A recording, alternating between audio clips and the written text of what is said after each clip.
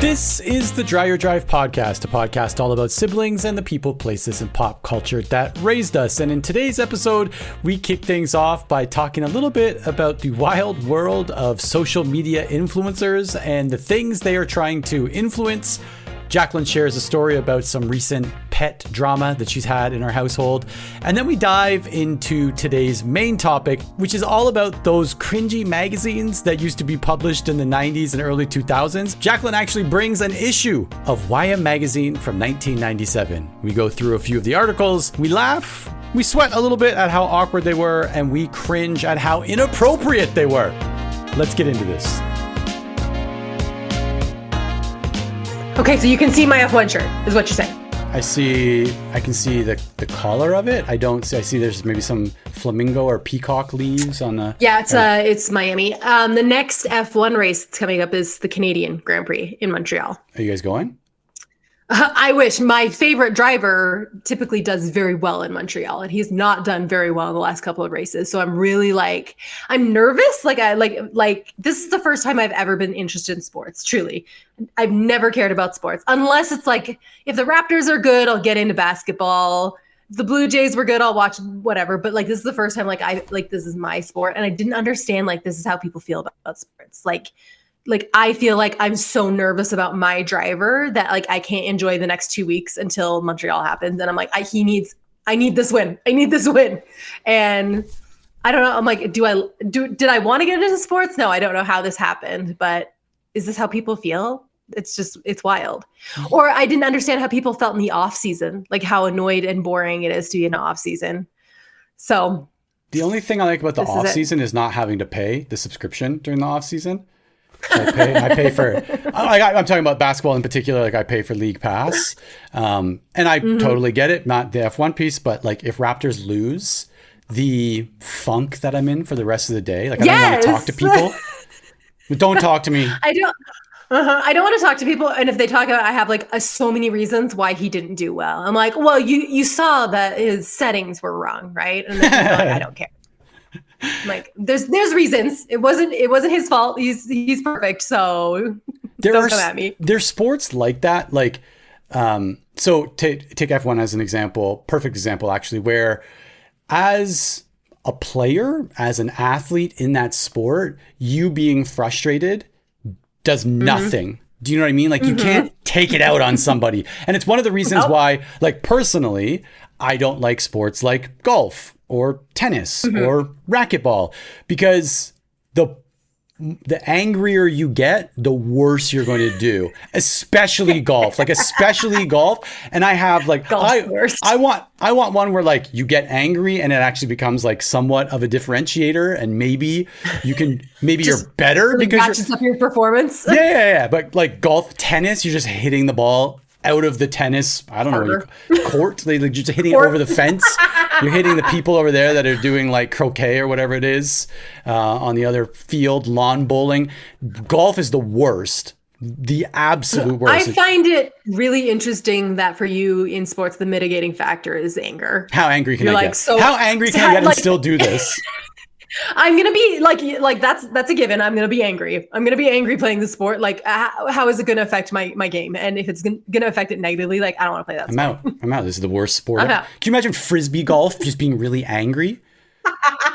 Frisbee golf isn't a real sport. You heard it here first. Well, they have that.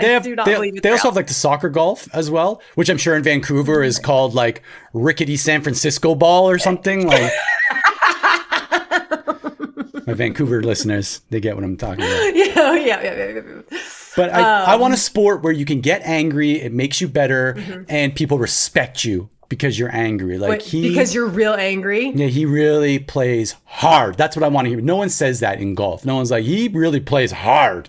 He really smashed that ball. He's really calm. And he really locked in his concentration. That's not really precise. Precision. Yeah, I don't want that. I want look at him just flopping, hitting people, losing his mind. He's pouring out fans' drinks. You can't do that in F1. You can't go and knock someone's beer out of their hand while they're watching. Really if you do, they are in trouble because you are in a car. drive the car directly into them just to knock the beer out of their hand. We golf like a little bit with our friends. Usually, we'll go like once a week. We live really close to a golf course. And so we just decided like one day, we're like, should we start golfing? And I'm a terrible golfer. Like, I think people could probably tell just from my personality that I'm Hold on, let me try to imagine it. Yep, there it is. You are terrible. Bad golfer. But I do love the golf cart, and I love the snack situation on the golf cart. So I'm just happy to be there and like munching on my snacks while other people try hard. And I'm just like, I don't have to try that hard. So you like because I don't care. You like going through drive-throughs is what I'm hearing. I like being in a moving vehicle and eating. So you just like road trips? Well, I like wearing the golf costume. Like that's probably the most exciting part for me is like I get to buy golf clothes and like wear it, and I look like I'm a golfer because I have the right things on, but I'm a terrible golfer. I'll miss the ball every time. Actually? All the time. All the time I miss the ball. Why do people bring you golfing? I don't know. You know that one of my You would make me angry golfing. No, I'd be like, yeah, you would be so mad. Then I would be worse than you. Then you'd be angry and then you couldn't hit the ball either. We'd just be the worst golfing pair ever. But I think I've said before, like I'm blind in one eye. Yes. Right? Because I had a lazy eye as a child. Mom and dad never patched it. They were supposed to. And so I simply just don't see out of that eye. So because of that, your eyes are supposed to work together to create your perspective, right? Yeah, that's what they say. And so everything to me is a little bit off. And that's why I drive into curbs a lot. That's what I tell Justin anyway. I have to drive into curbs because I have one bad eye, but that also really affects my golfing. And that's why I miss the ball all the time because it is not where my eyeball says it is. My one single eyeball is like, I think it's here. And I try and I'm like, eyeball, you were wrong. You got to try harder. Does anybody say anything? Do they laugh? Do they get frustrated? Oh, they laugh. Yep, they laugh. That's great. That's great. But we're just there. We're just there for the vibes. Don't even worry about it. I remember in grade, I don't know, it must have been like grade 11, maybe grade 12, probably both those grades. Whenever co-ed gym starts up again, like it's co-ed up until like grade 8, and all of a sudden they're grade 9, 10, we're going to separate you guys. And then grade 11, we're going to put you back together. In the same room. We're going to put you back together. And all the girls hate it because we just smell horrible because we are 16-year-old boys. But I remember like, I thought it was a feature and not a bug to be extremely angry and play hard all the time. Got it. And I thought that would actually make girls like me more. Like, look at him. You're like, I love his rage. I love that he elbows my best friend in the face when he goes to get a rebound. By the way, my best friend is 98 pounds, 5'1", and is just here because she doesn't want to do. Crying. Yeah, she's crying. I like legitimately thought like everyone's gonna think I'm so great, and like he's just such a hard. Dialed in. I remember so dialed in. I found out that the girls were talking about me outside of gym class, being like, Ryan is a raging maniac, and he tries way too hard, and that's not something I want on my resume. Like I do not want like try hard on my resume. Try hard on your resume. I want goes hard on my resume. Like I really want not try hard.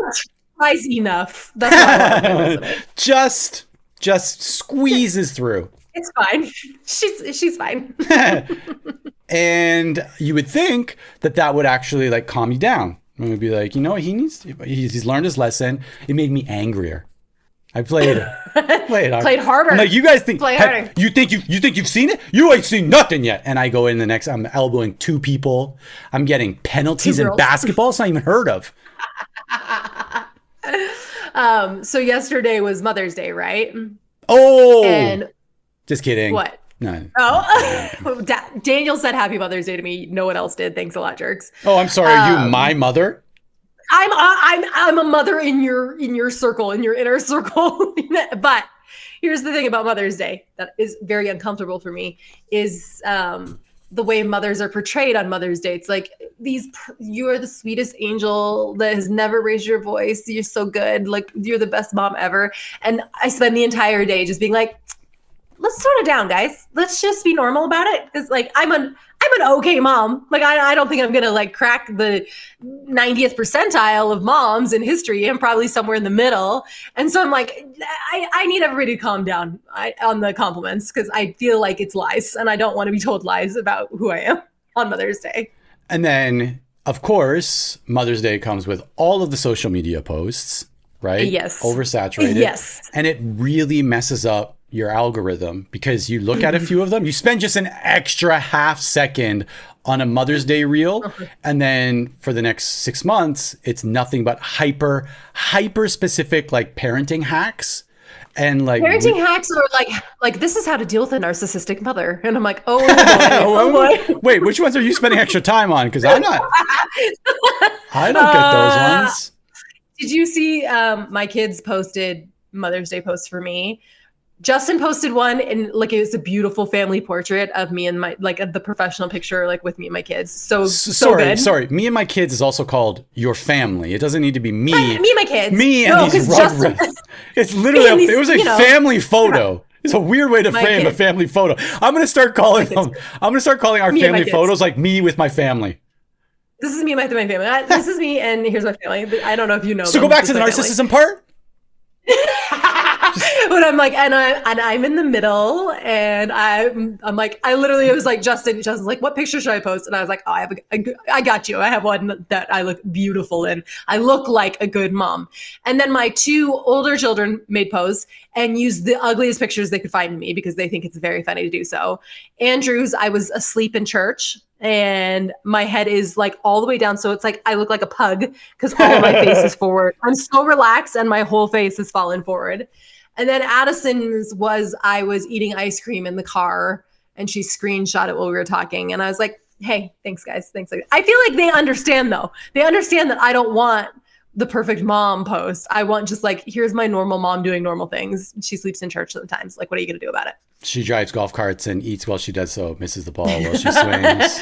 I eat when I do everything. It's fine. And also, here's how to deal with a narcissistic mother. Couldn't be me. But I love that we live in the world where social media can be that specific. I think I mentioned this to you before. Like, it just takes one that just your toe touching the other side. You got to be so careful. And all of a sudden, I kid you not, this actually ended up on my feed not too long ago. And I may have mentioned this to you before, but I don't think it's on the pod. I was just scrolling, just doing my TikTok. Yep, no, me, yep. And then I got into the hyper niche of not using soap when you wash your butt. And what? Yes, there was like and I always like, it was like a lab coat wearing, stethoscope around the neck, highly questionable background. And the person's like, let's talk about soap. And I'm like, okay. And it's like, let's talk about using soap on your. Let's talk about it. I'm like, let's do this. Like, let's give me some tips, doc. And he's like, let's talk about using soap. Why you shouldn't use soap on your butt. I'm like, what are you talking about? What are you actually talking? And why would you go? Why is this something that you're putting out there? And then I stayed. Like, why is this person like this? His crusade is against soap on butts. Like, this is what he's going to go for. Like, where did the line? Yeah. How do you draw that line in the sand? And you're like, and this is what side of history I'm going to be on. Like the dirty side, I need to influence disgusting. Other people. The smelly side of history? What are you doing, bro? Everybody needs to know about this. So much of social media, I'm like, my youngest, we talk a lot about how things can be your inside thoughts. Like he doesn't have to say everything because he says everything that comes to his mind, which is awkward because he like when he's in front of a person, he will just ask questions about their appearance, anything like that. And so, we're really working on like, oh, Aaron, that was actually an inside thought. Like you can keep that to yourself. And that's social media for me. So much of social media was like, oh, I feel like that could have been an inside thought. I don't know if you need to push that out to the masses. It's not for everybody. There's one right now on the topic of social media, pushing things out, parenting. It's a great little roundup of that. There is a woman on social media right now who homeschools, and she was talking about how she doesn't teach her kids anything. And I don't want to spark it up here. I'm not here for the controversy for anybody listening, but it did spark controversy because she's like, I don't teach my kids anything. And like, I mean, nothing. And like, they direct their own learning. If they have a question and they want to learn something, they can learn it. And look, I never even taught them how to write. And like, look at what my 7-year-old is writing. And they're like hieroglyphics. People. It's the Elvish from Lord of the Rings. I'm not going to like, I'm not going to throw some like 7-year-old under the bus for how well I will. they write. Like, I'm a mean person. I don't care. But the controversy that it sparked on social and everybody just letting all of their inside thoughts leaked into the public. Like, just, this is what I'm thinking, and everybody should know what I'm thinking and why I'm right and why you're wrong. And I'm going straight to the comment section of this post so I can see what people think about it. For sure. I go to the... Actually, I live in there. In the same vein, I would love to do like a book recommendation if I can. How about we do a book recommendation right now? Let's go. Because it has something to do with this. I just finished a book called Yesteryear.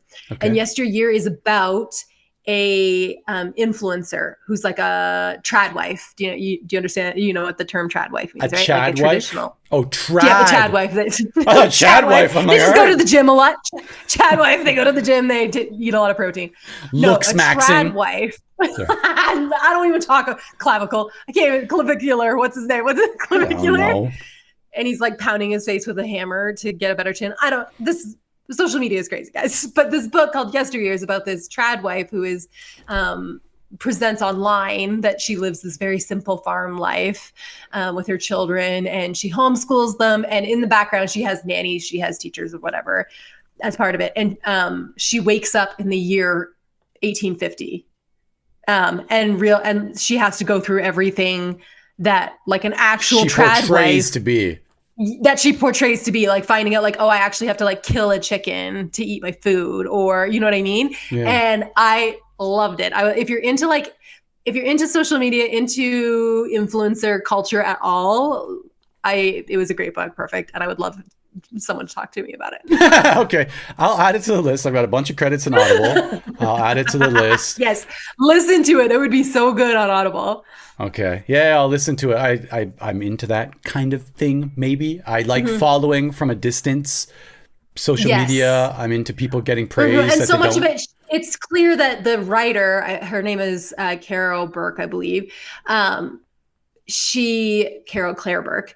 And she pulled a lot from existing influencers. So when you're reading it, you're like, oh, I know what influencer she's talking about right now. And like, I know where this is going because I know what is happening with this influencer in real life. So I love that part of it.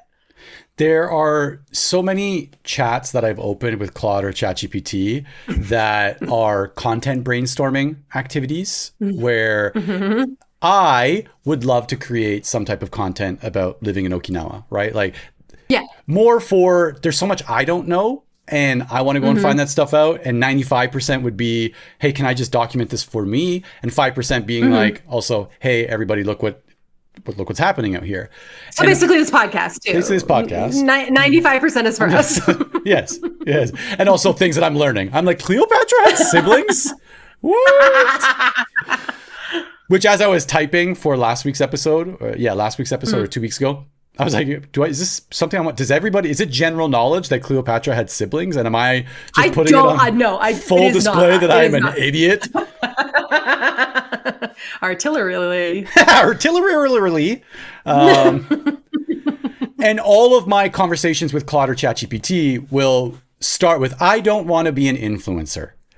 I hate influencer culture. How do I create content without influencing anybody? And without it being like, hi guys, I know everything and I'm going to introduce it to you. And I don't know, because I'm not in other geographies scrolling their content. I'm not like, teach me all about Elk Ridge. I'm not in those communities. All of the Japan content is all hidden gems, right? Or I went to the most expensive Wagyu Kobe beef restaurant, or I ate the most expensive ramen, and it's just so overdone that I don't want to just pile on to the garbage. Like here's some more. And I don't want people to think that I'm an expert and that you should ask me things, because if one thing is clear from this podcast, I am an expert on nothing, literally nothing. So this conversation actually can't go anywhere. You cannot ask me a question. I want the praise of an expert. Without the depth of an expert. That's the sphere that I want to live in. And so I've got a list of things that I want to put together. And I promise you that aside from time, the only thing holding me back is, but then I'm out there and people think I'm trying to be the guy who's, hey, everybody, I know everything about all things. And here you go. Let me teach you about why you shouldn't use soap on your butt. Like, I don't, that's not. I'm like, no, I've talked about it before. Once upon a time, I was a blogger, and I made money from, it was probably like 2008 to probably 2006 to 2008. The golden era of blogging. The golden era of blogging. Like, it was before influencer culture. So influencers didn't exist. It was all blogs. And it was extremely uncomfortable for me. Like, I was like, why every time I posted, I was like, why am I doing this? And I think I'm really good at having like a voice of someone who is an expert. I'm the voice. I can really sound like I know what I'm talking about. It's a gift and a curse. And yeah, gift and a curse. And then I would hit post, and then I would just want to hide. I would want to go hide because comments would come rolling in. Sometimes I even like visit my old blog because it still exists out there in the ether. And reading the comments, because sometimes they were really mean comments. Like, sometimes they were capital H haters on my blog, and I had to deal with that. And putting yourself out there is actually so scary because we are judgmental people, right? And we expect everybody to judge us the way that we're out here judging people who say, don't wash your butt with soap. Like, you know what I mean? Which could be like scientifically backed, and we're just actually, history will come back with receipts for us. It's like, actually, cavemen never washed their butts with soap, and that's the way we should be living today. Yeah, they also lived to 8 years old. Like, they maxed out. Their life expectancy was 3. let's just call it. They all died of butt infections. I'd say known fact. Like Taylor, our dog, they died with butt infections. I'm sorry for starting this one off like that. I should not have mentioned not washing your butt with soap. You triggered it for me when we were talking about the niches of social media, and here we are. I'm in a really niche group right now. On Reddit, and it's the beta fish group. Okay. Yeah, I'm so deep into the beta fish Reddit right now because I don't know if I said this before, my son's school was having Mountain Man Day. And for some reason, Mountain Man Day involved catching a real live fish and bringing it home. Why Mountain Man Day, by the way? Can we No clue. Like, they had like trading, like they saved up stuff throughout the month for trading, and they would like be like, we're going to a trading post, Mountain Man, like the way Mountain Men would do it. I don't know. I guess. What is it? Right? I thought so. Mountain Man is not Sasquatch? Mountain Man, I feel like, is like a trapper who would come like live in the woods, I guess, is like how they would live in the mountains when they first settled Utah. And just clarifying for our hip hop oriented audience, a trapper in this sense is not a drug dealer. This is someone who goes out into the woods traps animals for food, fur, and finance. Exactly. And so the kids were trading things, and then as mountain men, they were going to catch a fish and bring it home. And the school sent home this permission slip to say whether or not you could have the fish, because they understood like not everybody wants a fish. However, the wording on the permission slip was very much like, it was like, yes, I love fun and my child can have a fish. It's like, no, I don't want to fish. My child can't have fun.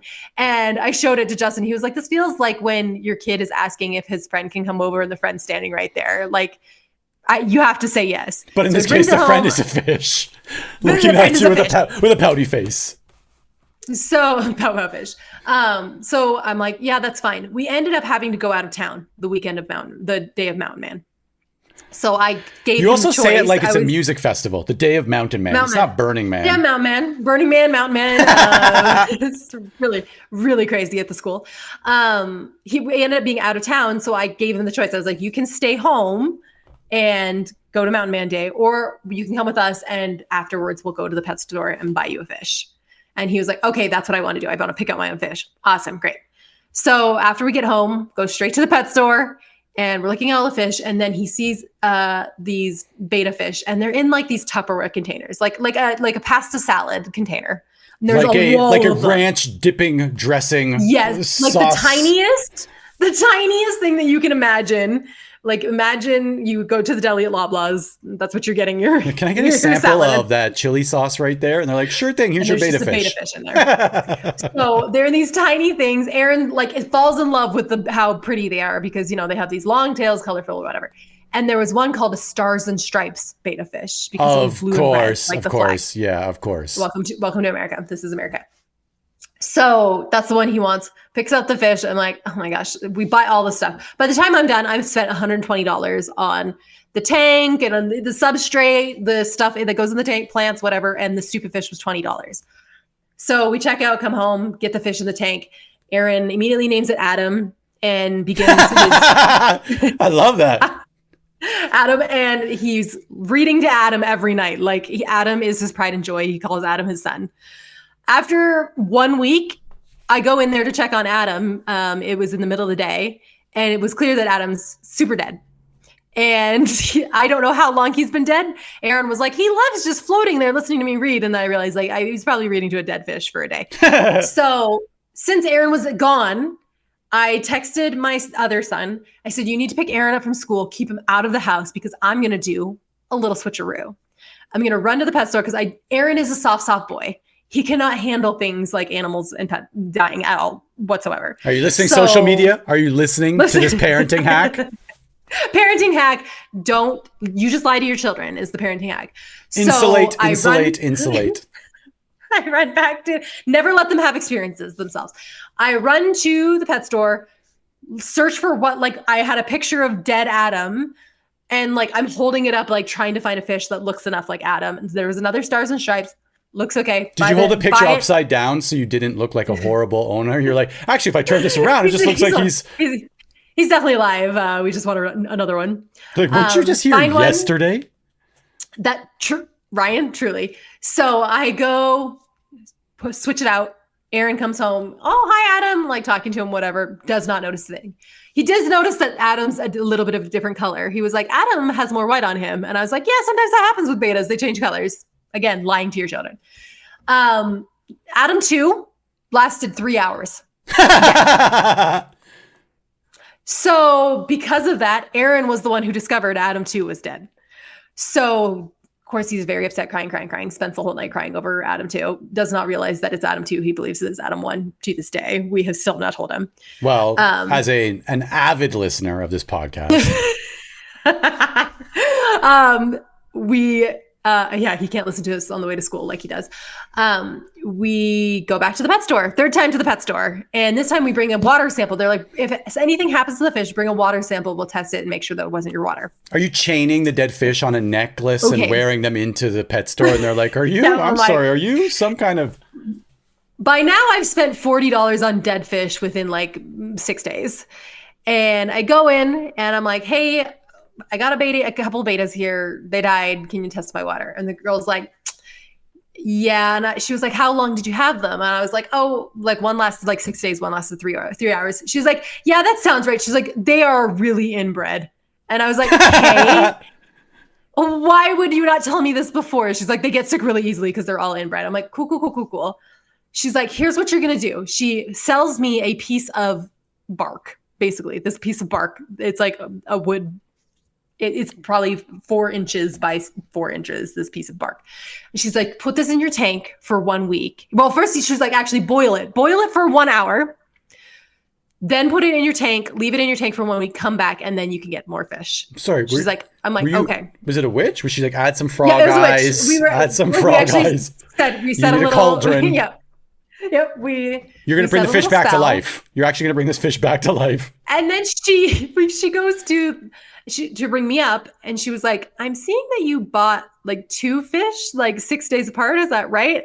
And I'm like, yeah. So she refunded my dead fish, which was really nice of her. But I then had to buy a $15 piece of bark then sitting in my tank. So today we went and got 3 new fish, not betas because they're very inbred. We got completely different ones. And Aaron, we were listening to rap music while we were driving over there. And he was like, I want these fish to have rap names. So Adam is a thing of the past. We now have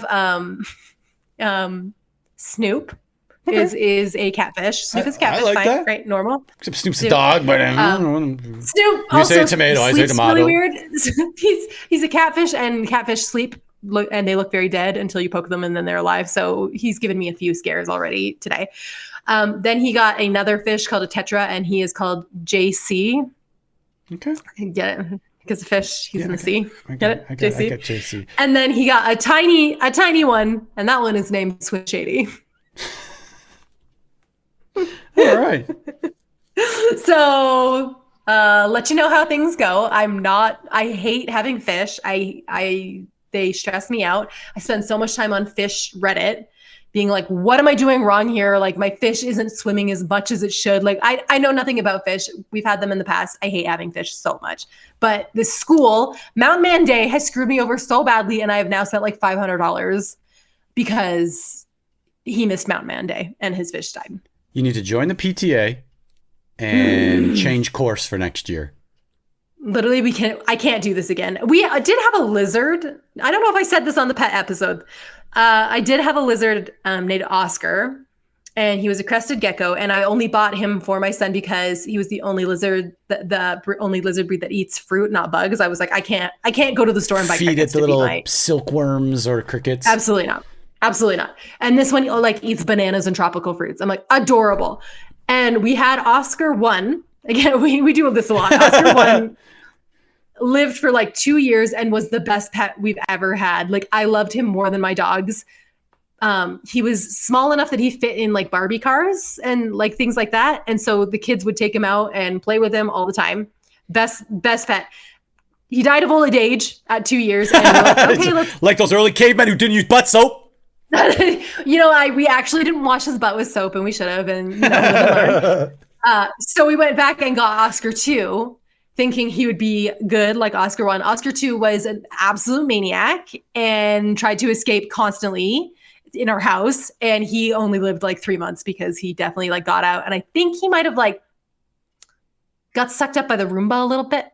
And that's how we lost him. And then I was like, okay, I think we're done with lizards for a while. You also live in a place where I imagine if a pet any smaller than a full-grown house cat gets outdoors, I just assume it gets picked up by an eagle. Just swoops down immediately. Immediately. We have a lot of neighborhood rabbits for sure that are just around, and it's constantly on the Elk Ridge page, the Facebook page. Like, has anybody seen my rabbit? And I'm like, hey guys, control your rabbits. We have to control the rabbit population. You live in a very no, for real. I live in a serene. very strange place. And the other day I was running. I'm running a 5K next Saturday, and I'm so stressed out about it. I am not a runner. If people remember, I actually wrecked a tendon last year running. And so I'm trying to get back into running. And we have a canal that runs through the town. And there's like a little path that runs next to the canal. And I was like, it's pretty flat. So I was like, oh, I'll go run the canal.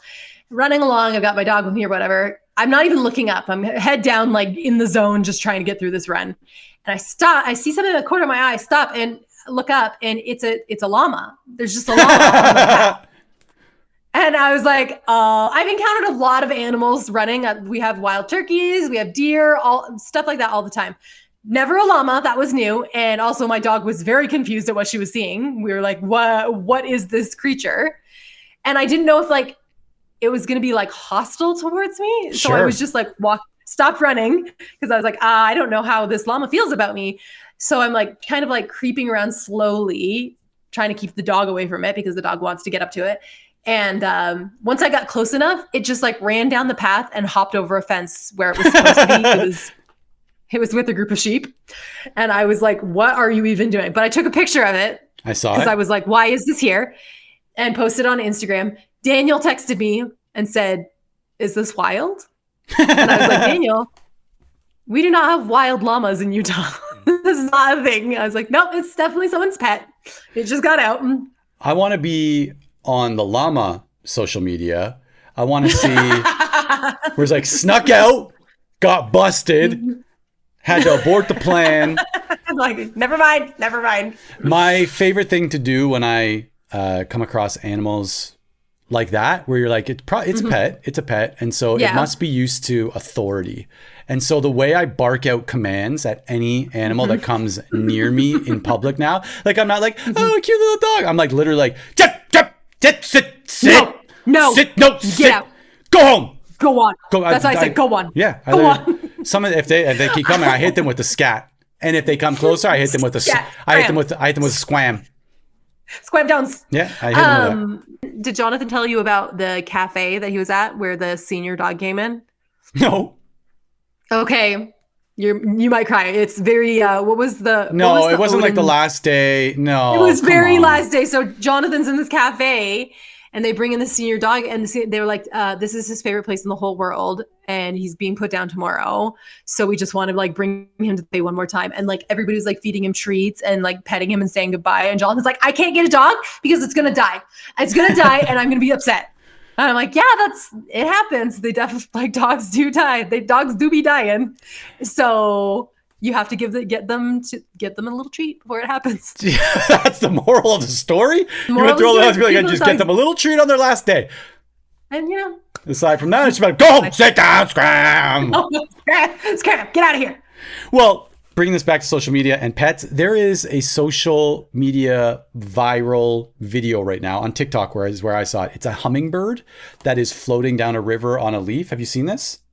No, but I would love to see this. And please send it to me. So the comments is where all of the action is. The comments...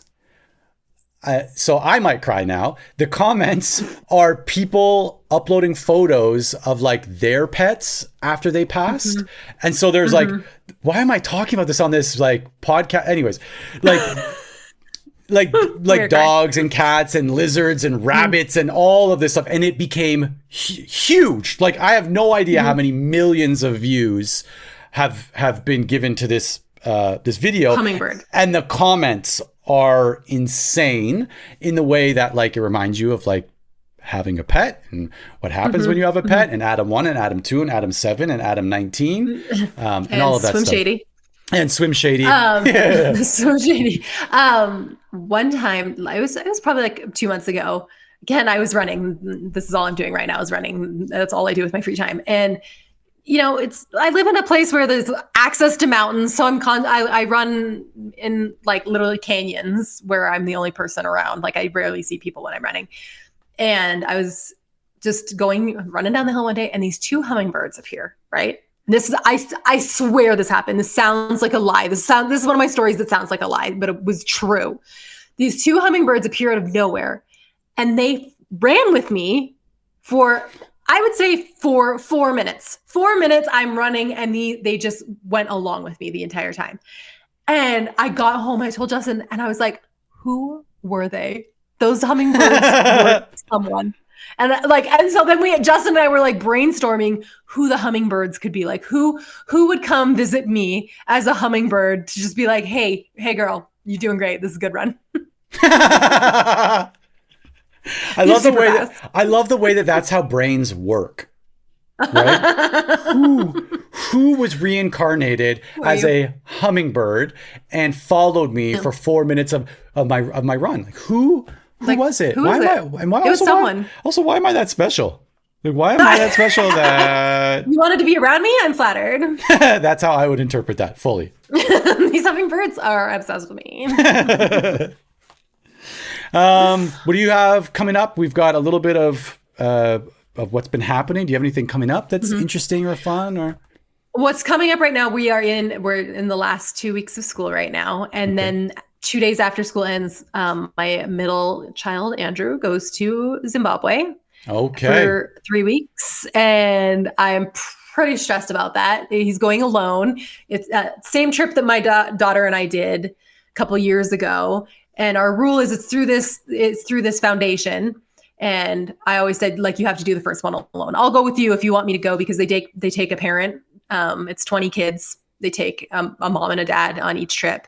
But I want him to do the first one alone because it does change the dynamic if the mom is there, for sure. And so he's just flying off to Zimbabwe. He goes to Kenya for a safari. And then he flies to Zimbabwe and he'll be working there for 3 weeks. And I'm just gotta, it's the worst thing to raise independent children and then have them be independent. No. This was my reverse psychology. Yeah. I did all the independent things so that you would stay here and stay close. This is not how I wanted this to go at all.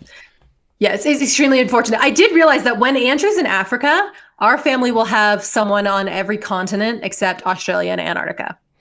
I might be going to Australia in September, so I might be Go able to to, check. okay, actually go a little early so that I can get those. Like, I want So to get you a can Google say map. So I want to get a Google map where everybody is at the same time to just be like, what is this family? Why are we like this? We're like, I need to get as far away from these people as possible. I love you, but can't be near you. Please, we need to be on different continents. Not even like a different city, not even a different country, different continents.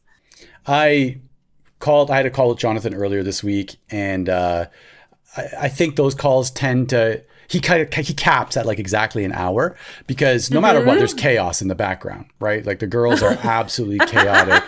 And Naya especially, the way that I've come to terms with how Naya is so do you remember, I think we talked about this in the pet episode where I got Deacon from. Like, I think I told a little bit of the origin story, but I want to just tell a little bit of the story here, where we got my dog, my old dog, the dog passed away, Deacon, from a woman who also ran a monkey rescue. So people, I recall. So people would buy monkeys and think they would be great pets until they got like older than 3 months, and they are chaotic. They tried to rip your face off. Actually. No, like actually. And so we went there to pick up the puppies, or went there to look at the puppies a couple of times, and then pick them up. But each time we went, she would go, "Hey, do you want to go feed the monkeys?" And there is no way that I would ever say no to that. Like, do you want to feed the monkeys? Of course. Yeah. And so like we'd go in, and like we go into like the monkey sanctuary place, and there were all of these monkeys in cages near each other, and then there was this like monkey off in the corner, and that monkey, you can't go near it. Like you can't, like she was like, you can't go near that one. If you go near it, it'll yank you against the cage. Like any clothing, like necklace, your hair, whatever it can grab, it'll yank. And she's like, see that monkey over there that's missing an arm? The monkey yanked that monkey's arm off, ripped it off. Good grief. So you can't. Hey, monkey, you need to calm down. Yeah, you can't go near that. It's so unpredictable. You just can't go near. So we went in and we fed the monkeys like Timbits and grapes. I don't know the ratio of what to what. And one of our aunts, who also got one of Deacon's brothers, happened to walk by the cage just a little bit, and that monkey, who seemed like he was off in the corner not paying attention, in a split second grabbed her hair and started like yanking her head against the cage. Right? And she has really long hair. Yeah, really long hair. So just a bam, bam, bam. That's Naya. So that's what I want everyone to... Naya is...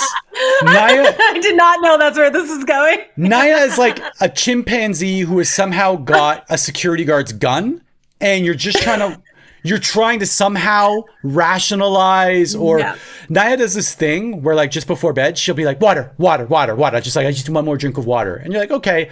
And you want to trust her, right? She's just a little cute, wonderful, delightful, loving, so cuddly. Cute. And she'll fill her mouth with water, but she won't swallow the water. And now she's got a loaded gun walking around the house. And she's just and you're just trying to walk her off the ledge to not spray it everywhere. You're just trying to manage the situation. Like, the situation's happening. You're like, I need to manage like the damage that is going to happen right now. You're also trying not to make her laugh, because that's what she wants more than anything. She wants you to make her laugh so that she has the perfect excuse to just spray the bed with water. Yeah. It's a fail every time. She will find a reason to laugh and spray the water. And she does it nightly. And we don't learn, right? It's like walking by the cage. She rips your head off. Do you laugh when this happens? Yes, though? I die laughing every time. It's funny. It's great. It's a great little bit. Do you know? Like, it's great. Yeah. It's a great bit. And things get funnier the more they happen. Like the 100th time is 100 times funnier than the first time it happens. I was literally just talking to my daughter about this. We were talking on the phone, and we were talking about how much we love humor that starts off funny and then it's not funny anymore. But then if you like hang on to that discomfort for a little bit, sit in that. Yeah. If you sit in it, if you're brave, if you are courageous enough, you make it through to it being extremely funny on the other side. And that is my favorite type of bit. Exponentially so, right? It becomes that much funnier on the other side. You know who doesn't have that DNA? Seiko. Seiko is not cut from that same cloth. it becomes so much more annoying and frustrating. But I'm going to post it in the notes for this episode. So go to dreyerdrive.com for this one. My all-time favorite prank video is Tom Green on the Tom Green show way back when we were kids, or probably like early teens. He goes into a Subway, and I don't know if you've seen this bit. It is my favorite. I've already said that, but I'm saying it again. That's how much I love it. And he goes in and he gets like a 6-inch turkey sub or whatever. And they're like, all right, what would you like? He's like, some tomatoes. And they put tomatoes. Like a little bit of lettuce, some cucumber, some pickles, a little bit of lettuce, a little more tomatoes, a little more pickles. Can I get a little bit more lettuce? Some more pickles? A little bit more tomatoes? Some mayonnaise? A little bit more pickles? A little bit more tomatoes? And this thing is just getting just ridiculous. This sub is ridiculous. And it's genuine. Like, this isn't like the stage social media. Like, and he keeps going. He's like, some pickles? Some more tomatoes? A little bit of mayonnaise? Some more tomatoes? A little bit more lettuce. Some onions? A little bit more lettuce? And the guy starting to get annoyed. And he like stops, he like looks up at Tom Green, and Tom Green like makes eye contact for a second and goes, a little more tomatoes, and goes leads right back into it. It is so good. It is so good. I will post it, but that's my favorite type of humor. Like just the persistent, we just keep like brute force the humor. Wear him down. Yeah, exactly. Wear him down, and then it's funny again. Yeah. It's the worst when you're trying to parent your kids and you're trying to discipline them, but you genuinely think what they're doing is extremely funny, or you're like, that's a good one. It's a hard place to be in when your kids are being funny, but also bad. And just how irresponsible it looks in public. And you're like, come on, high five, like, fist bump. You're like, this is what we do. Naya's running around a restaurant with a mouthful of fishbowl water. Spitting at people. And I laugh. You're like, oh, this kid. Seiko what quits. Are we gonna do? Seiko quits on the spot. Seiko's in the car. We have a trip coming up in 2 days. We are going to Nagasaki. We want to take advantage. Cool. Yeah, I want to take advantage of like we get like one more month of Naya flying for free. So we're like, we need to go somewhere. True. But it can't be too far because of all of the reasons we just explained with Naya. You can't. Naya on a plane. She's a chimpanzee with a revolver. That's how you need to. We can't. We're like, let's go somewhere that needs to be on an airplane so we can take advantage of this, but not far enough for it to feel like we're on an airplane. And we need to schedule it between like her waking up in the nap, where she like we know we can food and a device will get her there. So we're going to Nagasaki, and the reason we're going to Nagasaki is because I didn't realize how much I was going to become like mom. Naya chuckled once at a penguin video, and she watched the Netflix series, or at least some of it, Penguin Town. And so I interpreted that as your whole identity is penguins. You're actually obsessed with penguins. You're obsessed. She's not even 2. She's just learned how to say penguin. Right? Like that's where we're at. You're like, wow. You must love done. penguins. And then I realized that mom was actually way ahead of her time. Mom was a Facebook ad. Mom had a tracking pixel installed, and she was a Facebook ad, where if you look at an ad one time on any device, on any platform, it's now your identity. Everywhere you go, it follows you around, and it's there all the time. It now shapes all of your opinions. Mine right now is kids' sunglasses. I've looked at it once on Instagram, and it's everywhere. Everywhere I go, I'm being bombarded with ads for unbreakable kids' sunglasses. And that's where I realized that I'm like mom, and mom was a Facebook ad.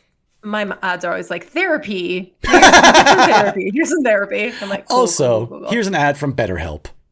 But a lot of BetterHelp, a lot of therapy speak. It's what my algorithm's is serving up right now. That and nail designs and therapy. That's what I get. I like that. That juxtaposition. Yeah. Should we do our question of the week before we dive into our topic that I'm pretty excited about? Yeah, let's do that. Okay.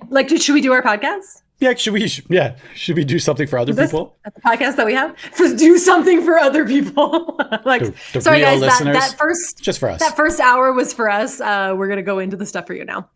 Which will be 13 my minutes, question by of the the way. week. Okay, speaking of, because I was thinking about this book yesteryear. If you woke up in the year 1997 and you Dreyer drive, what is the first thing that you would do? 1997? Yes. And it needs to specifically be 1997 because it feeds into our topic for today. 1997. I am 15 going on 16, I think. Mm-hmm. Right? No. 14 going on 15. I would have been. I'm 15. Let's just say 15. I would have been, like 13. Yeah, I would have been 13. I'm turning 15 in 1997. Do I get to keep all of the knowledge that I have right now? Yeah. I would roll our basketball net out to Strathy. So just around the corner. I would lower that rim down to 9 feet. Okay. I would call the boys over and I would spend an hour playing basketball and dunking on people. Dunking on people. That's what I would do. Classic. That's what I would do. I'd call the boys up. It's a little 3-on-3 on Strathy. Get yelled at by the woman across the road because the ball always goes on her grass. And I just balled out for an hour. When I was thinking about this question, like I would have been 13. And if it was in the summer specifically, like I would love to wake up, eat a bowl of cereal right under the air conditioning unit because I really love the smell of Freon. I think Freon smells great and it like is so nostalgic to me. So I'd eat my bowl of cereal and then I'd go down to get like a popsicle at the dollar store or something. I'd just go walk. Dynamite dollars. Walk Dynamite dollar. I'd walk down to Becker's and get a banana flavored popsicle. Play a little Street Fighter 2. You know what I mean? Like, I just want to be like, sometimes even when I go back home to visit, we haven't been home for a while because mom and dad moved, but like, I want to just walk. I want to walk on the streets. I don't want to drive it. I want to be let out of the car and I want to walk the path from our house to where Becker's used to be because I did that 4 times a day for years and years and years and years because what else was there to do in Ajax but go to Becker's? Well, I told you last time we went back, I drove by myself. I parked the car on Strathy and I just sat there on the corner, like just looking, watched. Just until someone called the cops. They're like, there is a weird gentleman with a strange smile on his face staring off. He looks very nostalgic for some reason. And I don't know. I didn't have a good excuse for when the police came and I'm like, I'm just reminiscing. They're like, I'm sorry, sir. Just have really good feelings with it. I also might climb the tree in our front yard. I loved spending time in that tree. Like when people would like come pick me up for something like, oh, someone's going to pick you up to go to the pool or whatever. I would climb in the tree and I'd wait in the tree like a weird little monkey. And then the car would come up and I'd just like drop down on the tree and go. I wouldn't actually play basketball for the full hour. I would play basketball. Like, I only have an hour. I'd play basketball for about 45 minutes. And then I would go into the house. I would drink probably the blue Powerade. That's probably what I would drink. I think even at that point, it might have actually still had carbonation in it because there was one point where Powerade it was carbonated, I believe. So I would have drank that. I would have fought somebody for some kind of food and I would have got Taylor all riled up. That's what I would have done. Before I disappeared, just get her riled up, a little butt scratch, and then just back to the future. And then leave her to decimate the house. Yeah, just roll out. Perfect. So the reason I asked that very specific question. A very leading question. Very leading question, as most of them are. So it occurred to me when I was thinking about the topic today, and I wanted to do a pop culture topic specifically. Okay. I'm like, we haven't done pop culture for a while. And it occurred to me that I grew up in a house of 4 boys. Yes. And so I was having a very different experience than you were most of the time. A lot of times I was just rolled in as one of the boys and I have pictures that my kids are like, you are a boy. But by 13, I was starting to branch off and experience life as a teenage girl. You boys had no idea what was happening. Okay. Not whatsoever. And one thing that was really important to me when I was 13 years old was something called YM Magazine. YM Magazine was originally Young Miss, and then when it was around the 90s, they changed it to Young and Modern. And YM Magazine was my Bible. Like I lived, breathed, and died by the advice that was given in YM magazine. I would have sleepovers. We'd like mix up face masks with like oatmeal and milk because YM told us to do it. I would wear butterfly clips in my hair because YM said that was like going to be the hottest thing for dances. Like YM was everything to me. So I have with me a copy of the April 1997 YM magazine. And I wanted to How and why? I don't know. First of all, I was thinking about like the worst advice I'd ever gotten from YM magazine because a lot of I know what it is. Toothpaste on pimples. Toothpaste on pimples, which you did. I definitely got that from YM magazine. So there was a lot. I was like, what was the worst advice? And as I was like paging through these archives, I was like, honestly, you have to understand YM from cover to cover to understand. Like, I want you to understand what I was going through as a girl teenager. You have daughters. I need you to understand what it's going to be like for them if they ever pick up a YM magazine. From 1997, from April 1997. They're like, how can I understand this world better? So I have some activities for us. I have some things that we can do from the magazine, and we're just going to run through it. First, the first thing that's on like the second page is there were these ads. Jenny McCarthy did these ads for Candy's shoes where she was sitting on a toilet with no pants on. And so I'm 13 years old, and this is the first thing I open up when I get my YM magazine for the month. Then I wanted to read you the letter from the editor. That's what it started with. Every magazine explained what the magazine's focus was going to be from the editor. This is what it says. There's so much cool stuff in this issue, I don't know where to start. First off, we scored a totally exclusive interview with No Doubt and got to hang with the band backstage before one of their shows. Best of all, Gwen gave us the dish on Gavin. She's so in love. And speaking of love, you begged us for anything on luscious Leonardo DiCaprio. Stop. And this month, we deliver. Turn to page 94 to check out the yummy pics. And if that doesn't satisfy your babe quota, just flip to page 41 to meet 20 of the hottest hunks in the country. They're the finalists in our 1997 Young and Modern Man contest, and it's up to you to pick the winner. So start drooling. And make sure you send in your vote. So this is how it starts. I actually often think about this. I don't know how often, but I've had these thoughts before. What is going to be our version of looking back and cringing at the inappropriateness of so much of that. Do you know what I mean? Like for a magazine that is targeted specifically for girls between the ages of 13 and 18. And the we're deciding with you who everyone should believe is good looking, and just the whole categorization of human beings as hunks and babes and all that kind of stuff. Obviously I'm going a little bit too deep into it right off jump. Off the bat, and we've been talking about influencers so much this episode. I think that's going to be it. Influencers telling us what we want, basically, and the consumerism behind it all, right? Like everybody's selling us something. That's going to be the cringe. The cringe is going to be that I bought something off TikTok Shop because an influencer said it was the best thing that they've ever had. Influencing and being influenced, because that's really this equation, right? Like on one side, you've got a group of people who are telling people what to think or how to think. And then you've got another group of people consuming that and letting their thoughts being influenced by that. So this is a 1997 version of that. But listening to you read that, the cringe. It's deeply uncomfortable. It's deeply uncomfortable. And I bought this magazine, I kid you not, every single month. It was everything to me. And and I would read it and be like, yes, Leonardo DiCaprio is extremely luscious. And I would like to look at pictures of him. Okay, the next thing that was really unique to YM is they would always do, it was called Say Anything. And people would send in their embarrassing experiences.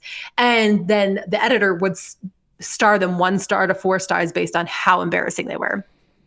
I'm going to read you a 3-star because some of the 4 stars are pretty wild. I'll read you a 3-star. There's also one that's called The Nightmare of the Month, and that's the worst one of all. But I'm going to read you just the 3-star one. It says, right before I was supposed to go to an interview for a summer job, I was totally starving. So I scarfed down 4 chili dogs. Big mistake. Sorry, did you write this? At the interview, everything was going really well until the woman interviewing asked me, how do you think you'd be able to handle stress on the job? I was about to answer when I suddenly let out the biggest, loudest, smelliest fart ever. I could tell the interview was completely disgusted, even though she tried to hide it. My face has never, ever been so red. Naturally, I didn't get the job. Like these poor teenage girls sending this in. And it's that's also just a scene from a teenage rom-com. Absolutely, like a teenage movie. Yeah, it's just not even. It's not real. It's not real. It's not. They wrote that. The nightmare of the month is at our last school dance. I was checking out these way hot senior guys. I decided to casually walk by them. I'm like, is this my journal? I decided to casually walk by them to get their attention. I was trying to be all cool, but I didn't see an electrical cord that was lying on the ground. And of course I tripped on it. I started falling forward. So I reached out to break my fall and accidentally grabbed the senior guy's crotch. He yelled in pain and everyone turned to see what happened. I ran over to my buds who were standing nearby. And when we looked over, the guy's friends, they were all laughing hysterically at me. I was so humiliated. I never wanted to see them again. That also never happened. That did not happen. There's also a picture, a cartoon of it that I will post. This is the girl falling and hitting this guy in a crotch. The rating, it also tells you what the rating system is. Here's 1 star is glad it didn't happen to us. 2 stars are your friends are still talking about it. 3 stars is utter and total embarrassment. And 4 is the ultimate supremo humiliation. Supremo. The way we spoke, it was like supremo, babe, luscious. Like the way we spoke in 97 was actually crazy. It's a different language. And it's a different language. And I also was always trying to like come up with my own slang. Like I really wanted something to catch on. I was like, awesome possum, guys. They'd be like, shut up, Jacqueline. Then we get to start. A lot of the magazine is how you can change your appearance as a teenage girl to be more attractive to senior boys at your high school, basically. Sure, yes. They had an entire article about just different hairstyles that you could do. My favorite one was under the subtitle White Hot. And it says, the best new look for blonde hair, pale, almost silvery color. Think of Melrose Place diva Heather Locklear's Do this season. Silver blonde hair is modern and totally dramatic, says colorist Robert Gooding of New York City's Salon Adieu. The best way to snag the look? Ask your stylist for some soft, chunky, sandy pastel highlights around your face. Absolutely sexy. I take issue with a magazine telling 13-year-old girls that they needed to get pastel highlights so they could look sexy. This is inappropriate, and I have a problem with it. This is what I was dealing with as a girl. This is what I'm trying to get you to understand. I want you to go into a salon sometime in the next 4 weeks, and I want you to order that up. Just order it up. Just pastel, read it word for word. It's like, do you remember going into a hairdresser and they had the giant books in the front and you picked your haircut out of those giant books? While you just smelled burning hair. The entire place just smelled like burning hair, and you're like, oh, and I never once got a haircut that I liked. Every single one I look like Millhouse. I remember in grade 9, so I had the Conan O'Brien haircut until grade 9. You really did. You really did. To the point where people in grade 9 called me Conan O'Brien. I laughed along with it, thinking it was hilarious on the outside. On the inside, I actually don't want to be a teenager who looks like Conan O'Brien. I actually don't want that at all. You remember that part where he makes fun of his own hair every episode? I don't want that. Right. And so I went into a salon that I think like mom had picked because she gets her hair cut there. Red flag. And I go in there and I remember I wanted to do a couple things to like really drastically change my look. And it was cut it all off and do like the little like flip up, the little like flip the Caesar. Up. It was a Caesar, Caesar, the Caesar right? with the little Caesar. Flip at the front where you're, the front stands up 90. And I also wanted to bleach my hair. Like I wanted to get it bleached. And so the woman cutting my hair, she was like, okay, well, let's just do the front part first and see like what that looks like. And then we can decide if we want to do your whole hair or not. And like it took longer than she had expected for the color to come out on the front. And she literally just gave up. Like she was like, you know what, this is going to take too long. Not going to work. Just go with the frosted front. And I looked like NSYNC or Backstreet Boys or something like just like literally no, like lower level. You like a lower level boy band. Yeah, definitely lower level. And it was just like 9 spikes on the front that were all this Heather Locklear on Melrose Place, pastel chunky sawdust chunky pastel. Did you walk out of that salon just feeling absolutely sexy? No, I felt like, why did she just give up? I hate this more than Conan. Until the next day when I sat down in class, and first of all, I had to play it off like what are you talking about? My hair? This was totally normal. And a girl complimented me. A girl by the name of Jane was like, "I really like your hair." Okay, Jane. She was like, "I like the blonde part at the front." And I was like, "All right, we'll roll with this." You broke into song. Yeah, I did in my sweater vest with t-shirt underneath. Anyway. Okay, so the next article that really caught my eye in the April 97 issue of YM was called "Romance: How You Became More Than Just Friends." And people wrote in about their experiences with becoming more than just friends with their best friend, right? Which then made me look at every boy and be like, are we going to be more than just a friend? Are we just more than just friends? The stories read like, here's a really great one.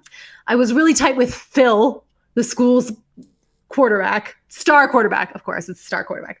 We talk on the phone for hours and we even shared a locker. One day I found a rose taped to my locker with a note that read, "Come here tomorrow at 1:30, your secret admirer." I figured it was just playing a joke. But I was there right at 1:30 the next day. I figured it was a serial killer, but I was there. This is probably really stupid, but it might not be. Then Phil came out of a nearby classroom with the entire football team all singing "I Can't Help Falling in Love with You." I totally melted. This did not happen. This is a lie. This is created to make girls like me at 13 humiliate themselves. The star quarterback might be in love with me.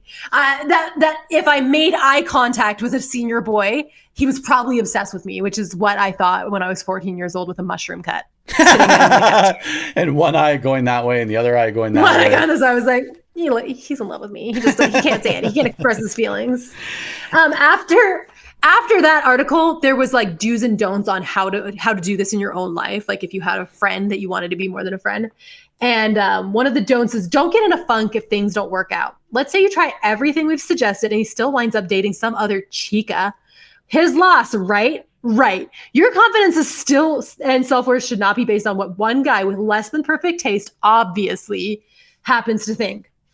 Do keep in mind that he's just one star in a galaxy of hotties. Maybe now that your brain isn't filled up with some images of Mr. Not So Wonderful anymore, you'll have time to check out that cutie from choir who's been showing up at all your practices and sending you little messages through email. How sneaky of him. What? This is the advice was if your best friend turns you down and doesn't like you, go to choir and one of those guys might like you. Which isn't what this article is about at all. Actually, this article is about...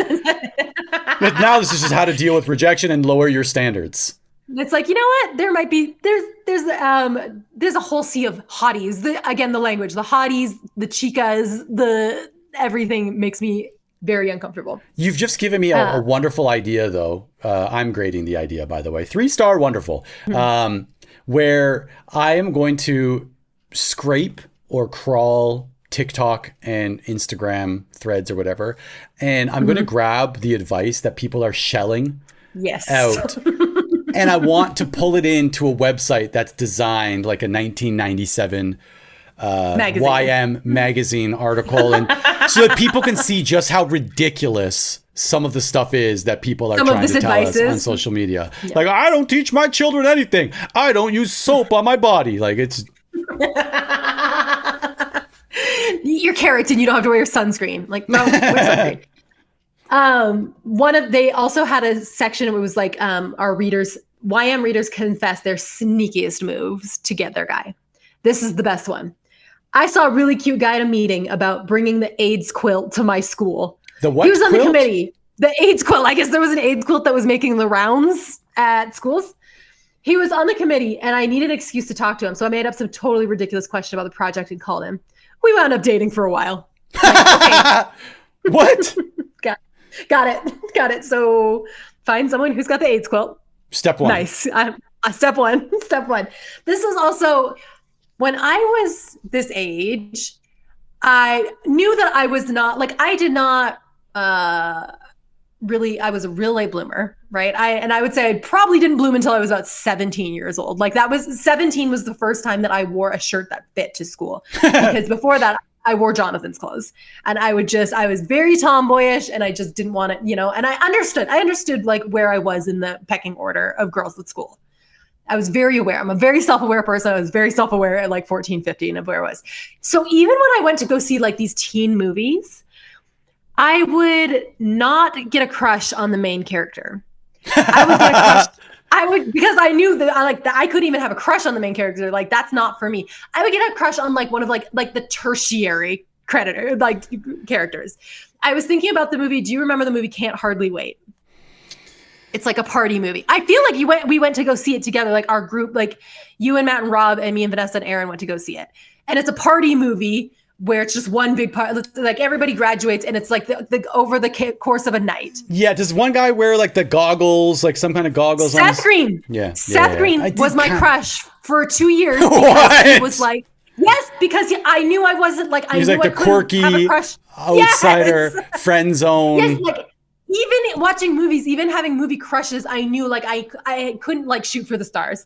I need to like bring it down. Find a little weirdo, find a little weirdo. And that was where I was most comfortable. And that was like my crushes in high school. I just have a crush on like, I'd be like, this little weirdo that no one knows is really cool. So I'm hearing R2-D2 is who you had a crush on all through high school. Yeah. This little weirdo is like 3 characters removed from the main plot.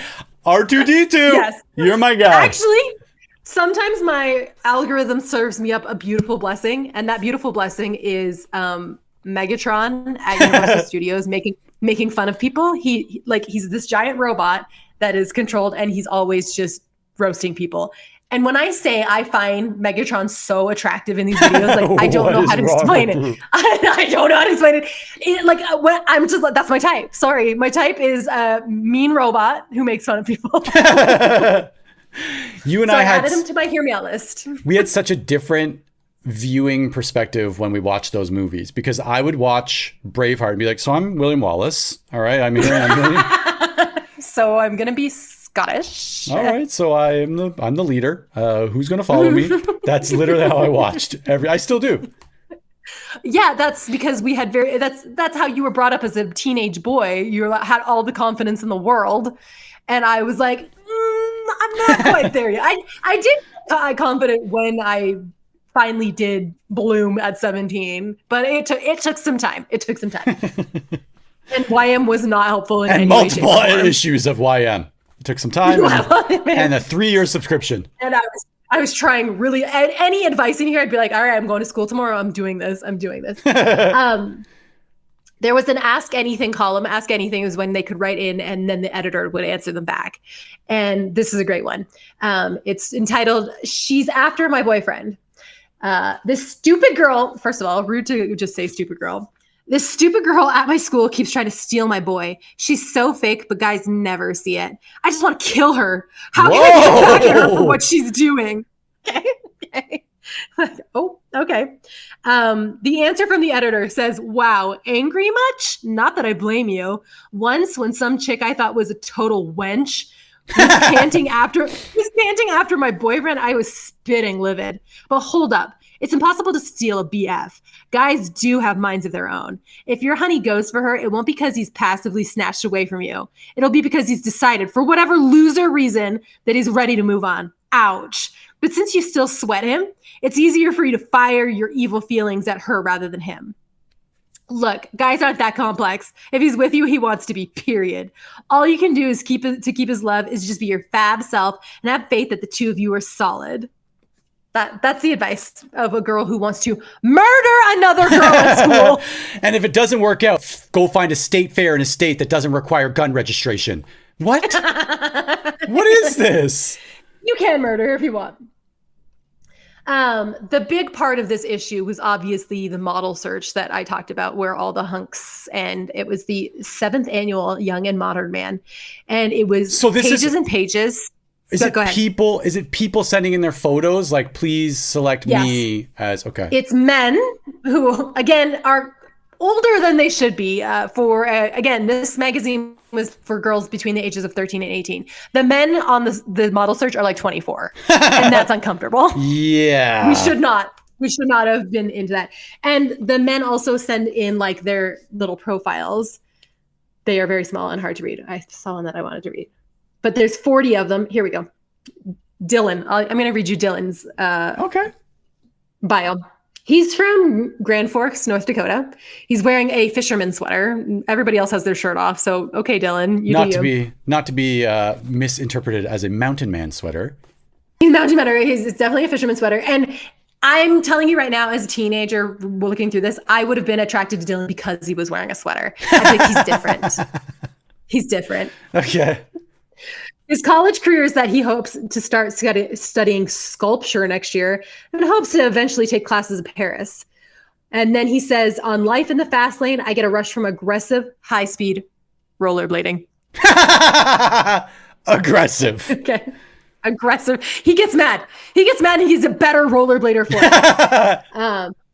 He does volunteer work for a diabetes foundation and teaches religious education classes. Again, that is something that I would have found very attractive as a teenager. But also, this is a guy who's supposed to be appealing to 16, 17-year-old girls.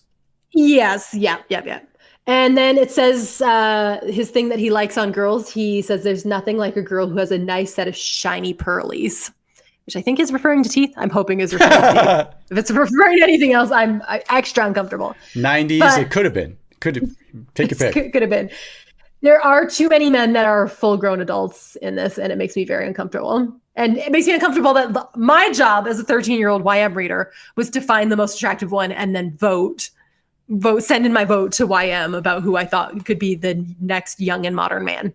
Yeah, that is wild that was a thing, and that it was just okay. Everyone was just cool with it, right? Like, it was just something that people in society were okay with. We're okay with it.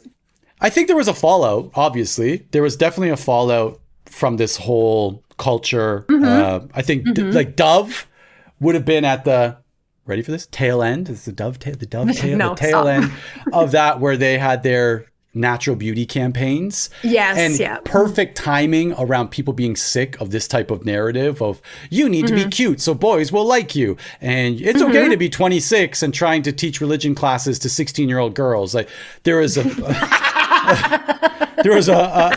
falling out where people said, nope, that is not how this goes. And we're going to get rid of all of this quick. And everybody who was employed by these types of things felt horrible, and we're probably just so you know, the final issue of YM was in 2004. That's when YM shut down completely and doesn't exist anymore, which I can't imagine why.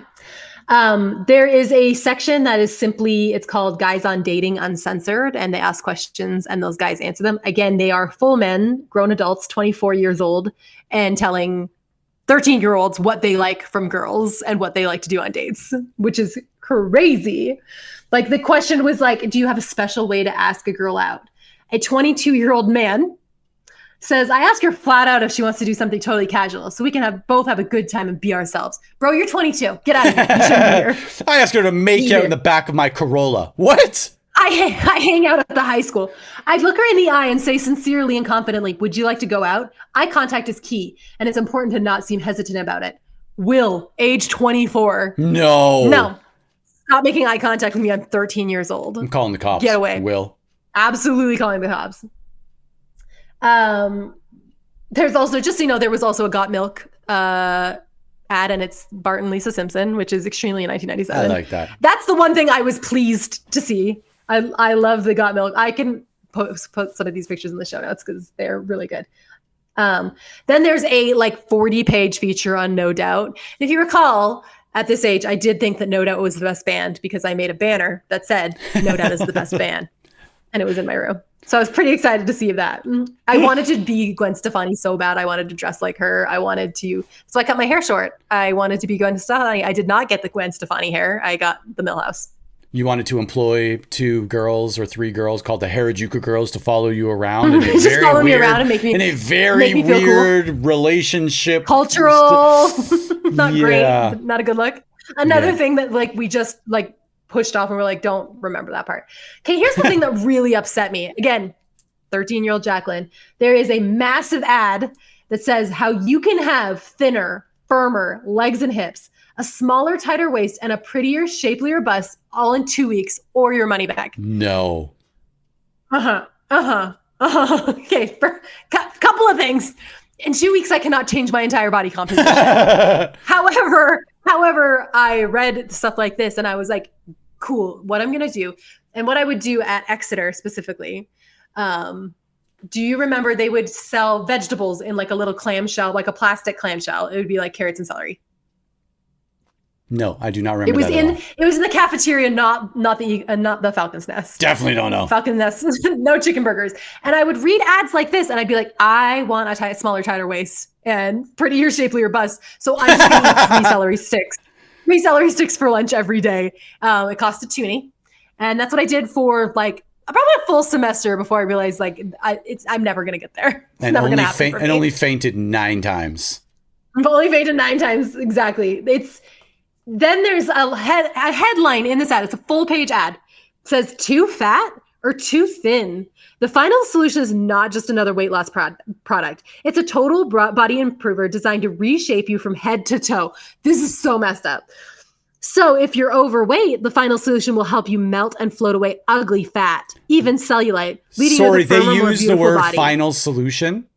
It was called final. Final solution was the product. It's definitely just diet pills. It was definitely not. Then it says, this is even the better part. So it's already said, like, if you're fat, you're ugly, and you need the final solution. Says, or if you're on the skinny side, or just certain parts of you could use some eye-catching curves, final solution can help you add exciting new shape to your frame, all in the right places. And that's only the beginning. So in this ad, you're either too fat and need to melt it away, or you're too thin and need curves. And that is a very confusing message for a teenage girl to understand and process. So is it Ozempic? Is that what are they just trying to? It comes with a free gift if you order it. If you order Final Solution right now, we'll also send you a copy of the Ultra Weight Loss Formula, absolutely free for trying it. So you got a little book. It was 100% it was methamphetamines. Those were legal back then. But also, and it was advertised to children, and it was actually called The Final Solution. The Final Solution. This would be a great what am I saying? Documentary. There we go. What is The Final Solution? Why does it sound like a cult? What drugs was it? That was what Hitler called his ultimate plan. I forgot about that. You said Nazi. You're the person. I did not say you that. You said it this time. I didn't say it. I said Hitler. You brought it up. I did not. Well, I'm just thinking that's just a wild, like no one cleared, like no one Googled that. Yeah, back then. No one looked that up on Lycos. On Encyclopedia Britannica. That's wild. That someone was like, run with it. This is going to be great. Let's just call this The Final Solution. That's horrible. It's genuinely upsetting. Very upsetting.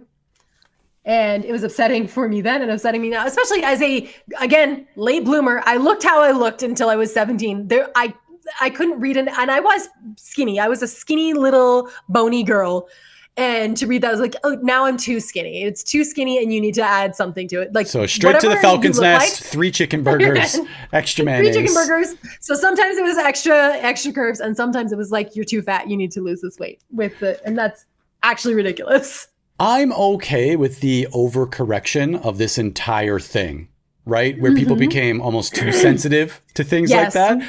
Obviously, I'm, with a grain of salt, but I am okay with the overcorrection of like, no, we're okay with everybody. Everyone needs to be accepting. That and, something I learned. So when I went to Zimbabwe as the trip mom with my daughter, we went through training because we were going to be the parents taking care of these 20 kids, getting them around. And one of the things in the training was that we are not allowed to comment on any teenager's appearance at all, whatever it is, even positively or whatever. And I was in this big training meeting and a woman would like put up her hand and be like, can I say they have a nice smile? And I'm like, no, that's an appearance thing. You can't say that. And I was like, can I say that I like their shirt? And I'm like, so if it's anything to do with their appearance, do not say it. Like you can compliment them on their attitude. You can compliment them on their effort, but you do not say anything to a kid about their appearance. And I took that home with me, and I was like, I will never comment, even on my own children. I do not comment on their appearance. They dress and look how they want to look, and I stay out of it because I'm overcorrecting from the way I felt as a teenage girl, just being like, I'm too fat. Now I'm too thin. Now my hair is bad. Now my clothes are bad. And now I've got toothpaste on this pimple. I got toothpaste on my pimple. I've got oatmeal. I'm using an oatmeal mask before a big dance, and my face is very, very red and inflamed. Actually, remember when we had it was a winter formal. What was it called? It was like, it wasn't just the winter gala. The snowball. It was called the snowball. Snow globe? Snowball? It was the snowball. It was called the snowball from Exeter. And I had this dress that I borrowed from a friend that I wanted to wear. It was a white dress, short sleeves, to the knee, and Mom wouldn't let me wear it. She was adamantly against this dress. And I was so upset. She was like, absolutely not. You will not wear that dress. Still to this day, I don't know what was wrong with it. I have a picture of me wearing it, and I'm like, I can't see anything wrong with this dress. It looks like you are in a snowsuit. It literally looks like I'm in a nun's habit at that point. Like it was, and so I did the classic teenage thing where I put on a dress, acted like I was going, and I went to my friend's house and changed into the dress, and that's why I have pictures of me wearing it or whatever. I'm like, I don't want my kids to do that. I don't want my kids to be sneaky, and I was a very sneaky child, and as a past sneaky child, I have to put things in place to make it so that my children are not sneaky with me. Yeah, I'm really glad that I didn't have to deal with any of that. When we were in high school, like Maxim magazine maybe I think launched in the late 90s. Oh my gosh. That would have been it. But equally so, like one of our buddies had like the Babe of the Day website, and it was just like changing babes. Remember every the day. Girl on the Toronto Sun? The Toronto Sun would have the Sunshine Girl. The Sunshine Girl. I bet you they still do. I bet you they still do. Probably. But I bet you the Sunshine Girl now is like an empowered business lady. Yeah, it's just a full write-up of somebody who's had an extraordinary business career. I remember one time though, one of our friends had the house that we would probably hang out at the most. You were there quite often as well. Mm-hmm. And they also had the most reliable internet. They're the first people that I know to ever get cable internet and like an IBM ThinkPad. Like it was just like this. And I remember one time, it was probably like a Friday night. A couple of us were sleeping over there, and we were allowed to use the office of our buddy's dad. Mm-hmm. And we were like recognizing some of the things you could do online. Like it's the things that you could look at as a teenage boy. Okay. And early internet days. And so we were like, yeah, like as a group, we decided as three guys staring at a screen together, let's try to find something. Yeah, let's try to find something that like, you know, is probably something that we shouldn't be looking at on the family computer at that point in history. Mm-hmm. And so we're like, well, like, what do we search for? We're like, we don't even know, right? It's the internet. It's early days. You don't even know. And so we're like, Playboy. Let's search for Playboy. And so started typing it in. Typed in Playboy and clicked search. And it was 96 maybe, right? So we're like 14, 15 years old maybe. And we're not the internet today where bam, you get it, right? So it's got to load up. You're just sitting there waiting. Yeah. There's elevator music playing in the background. Yeah. Looking at each other. We're like, what's going on? Like, this is going to be good, guys. As we're waiting for it to load, his dad walks in. And and it's probably like some dad intuition being like, boys, computer, closed door. It's 11 p.m. What are they doing in there? And it's eerily quiet. It's very quiet. Well, we're like, and so he comes in, and I'm sure he's in there just making an excuse to be in his own office to grab something off his desk. He's like, oh, I just need to grab and he like reaches past my shoulder. I'm on the far right, and he looks at the screen while he does, and then like pulls back and goes, oh, interesting thing that you guys are searching for there. And I'm like, yeah, the new Ford Mustang just released a GT version that blah, blah, blah, blah, and like fully just like ripped out the quickest, smoothest lie. Well, my friend is like backspace, back on the browser to try to like get away from it. And look, credit to his dad for he knew what was up. Yeah. But not only like not making us feel bad in the situation, was just like, hey, interesting thing you're searching for there. I'm like, yeah, the new Ford Mustang, blah, blah, blah. Like, you sure you want to do that together in my house? And then it was like, yeah. X out, close it. Actually, no, we actually did go and then look at the Ford Mustang to make it like so he goes back in the history and he's like, okay.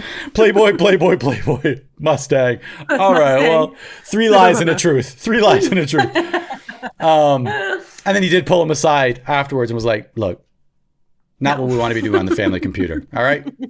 On the family computer. I was using their family computer to print out pictures of Seth Green from Can't Hardly Wait. And no doubt.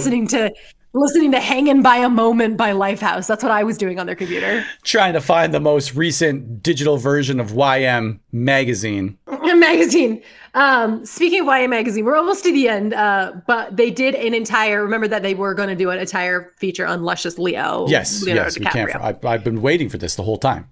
Okay, I'm excited about this because there's a whole feature on him, lots of things that he does an interview, whatever, but there's like a breakout section. And it says hunk overboard. Says, why? This must have been Titanic time, right? There we go. Okay. So this is peak Titanic, which was my favorite movie at this time. It says, here's a peek at Leo's next flick, Titanic, in theaters next summer. So this is a time when Titanic was not in the zeitgeist yet, right? Like we were excited about Titanic, but we had no idea what Titanic was going to be like. So it says Titanic will feature underwater footage and the real luxury liner and may replace Waterworld as the most expensive film ever made. Okay, Waterworld. Just catching strays. You like Waterworld, don't you? I feel like you do. It's like Mad Max, but on water. You're the only person who I've ever met that actually likes Waterworld. This is Leo plays James. No, he doesn't. His name is not James. It's Jack. Leo plays James, an artist who falls for a well-bred woman in first class, played by Kate Winslet. The prob, she's engaged to a babe with bucks, played by Billy Zane. Who wrote this? Who wrote this? Like this, again, this is also before AI. This is a human person who said babe with bucks, Billy Zane. Like that is a person who copywrote that and was like, nailed it.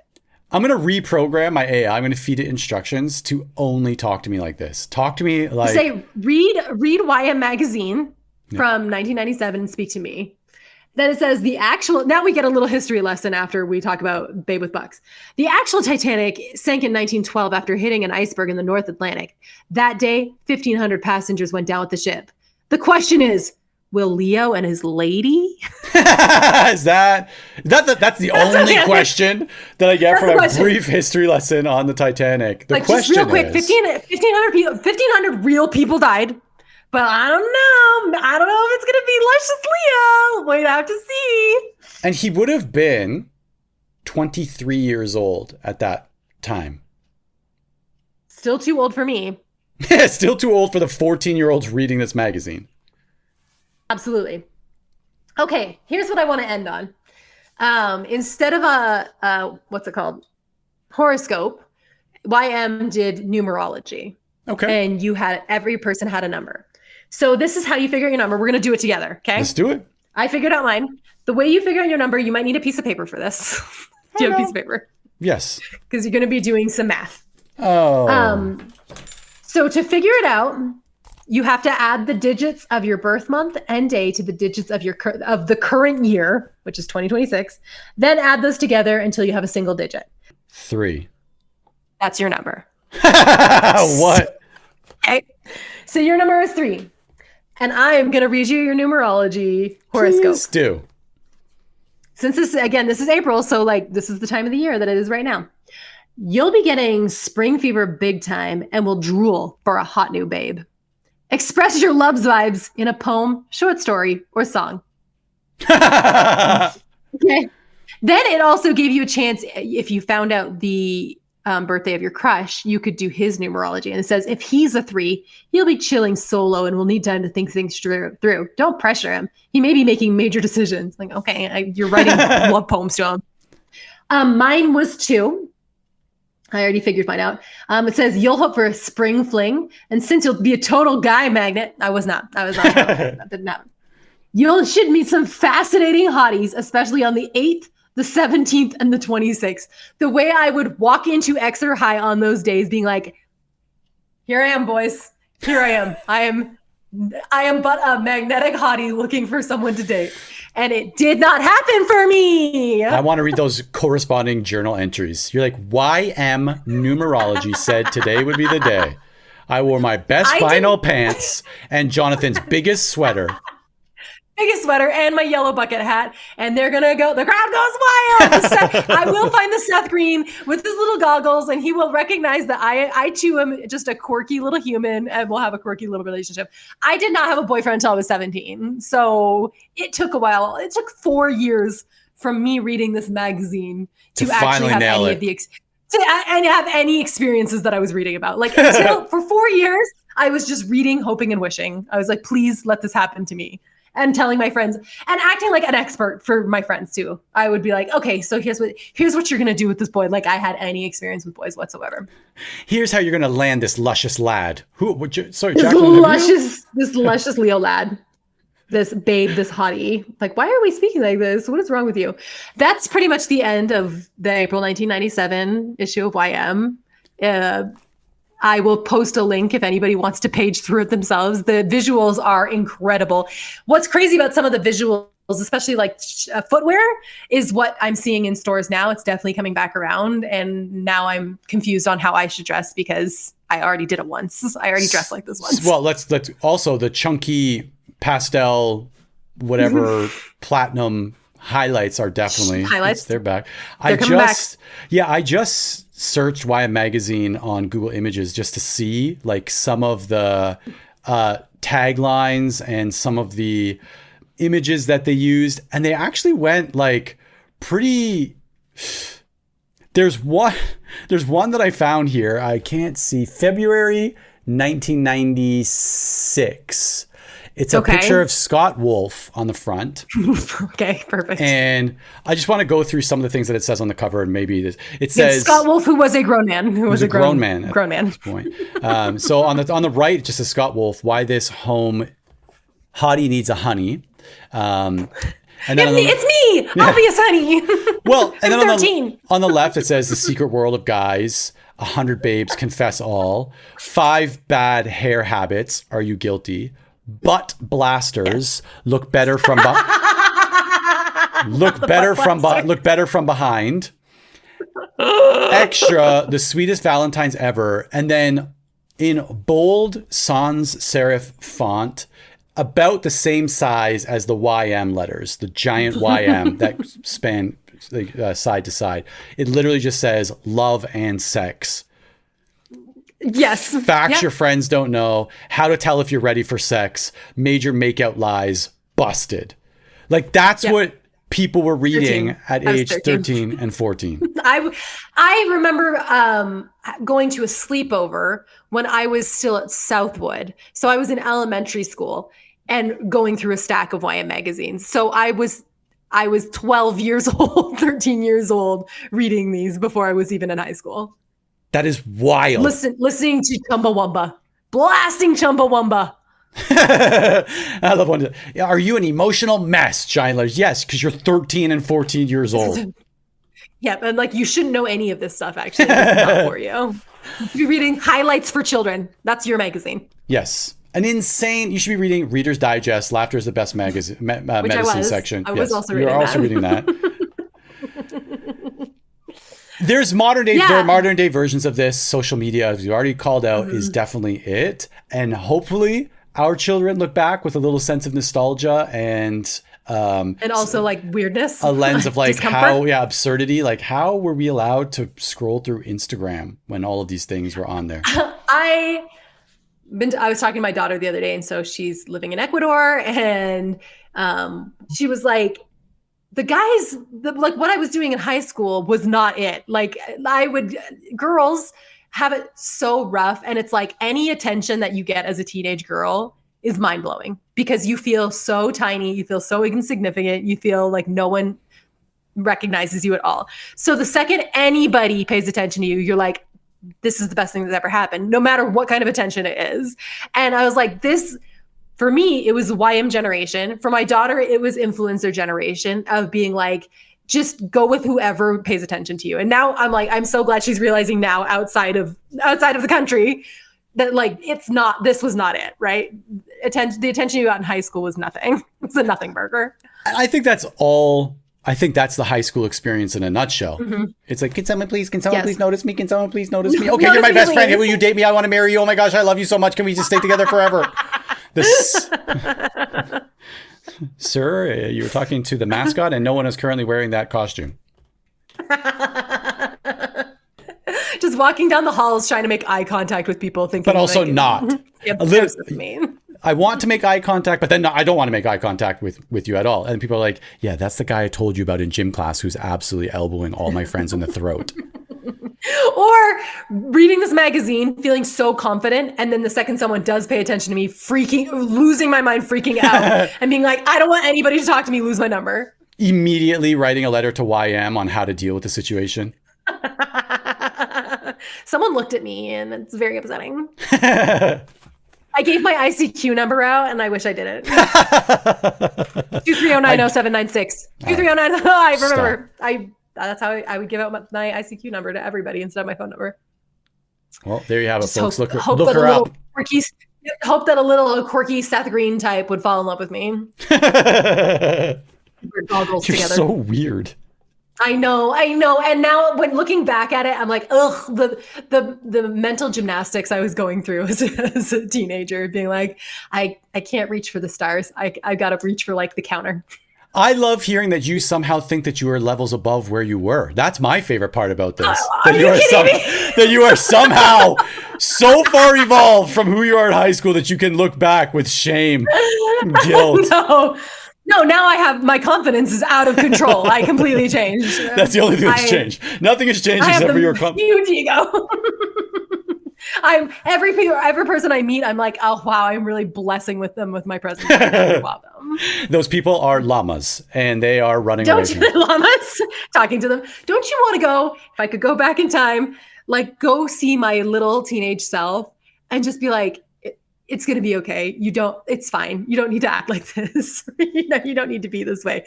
Take off the yellow bucket hat, be normal, and you'll be fine. Yes. I want to go back and go, it's okay to eat your sandwich somewhere other than the change room. Like you can go out and you don't have to sit in the change room and wear this like basketball thing as your entire personality. You don't have to wear basketball shorts under your jeans just in case. Very busy. Yeah. Like, sorry guys, got to run it. Got to run the practice. Got to run through. Even if there's no basketball, today's dodgeball. I'm not even allowed to go in the gym because last time I hit a girl in the face with a dodgeball.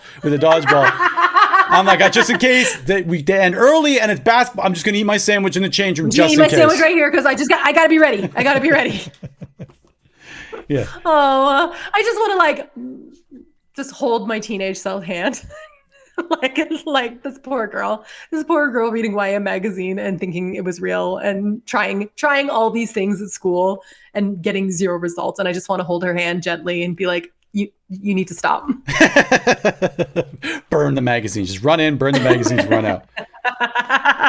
But keep the journals. Well, they'll come in handy for your podcast one day. What's a podcast? It's a long story. Just stay with me here. My hour's up. And then you're gonna do a podcast with your brother Ryan, and I'd be like, who? No, I hate him. We haven't spoken in years. He's eating lunch in the change room.